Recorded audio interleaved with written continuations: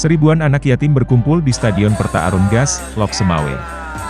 Mereka ikut bermain bersama anggota TNI dari jajaran Korem 011 Lilawangsa. Para anggota TNI juga memberikan edukasi dan memperkenalkan alutsista yang dimiliki TNI kepada anak-anak yang masih usia sekolah tersebut. Anak yatim dari berbagai daerah ini sengaja dikumpulkan dalam rangka Hari Gembira yang digelar Kodam Iskandar Muda secara serentak di sejumlah daerah. Komandan Korem 011 Lilawangsa, Kolonel Infanteri Bayu Permana mengatakan, kegiatan berkumpul bersama anak yatim bertujuan agar dapat memperkuat kebersamaan dan menjalin hubungan silaturahmi bersama masyarakat. Kita ingin berbagi, kemudian para anak yatim ini punya kesempatan yang sama dengan anak-anak yang lainnya, mempunyai cita-cita yang sama dengan anak lainnya. Selain bermain bersama, anak-anak juga mendapatkan santunan dari TNI.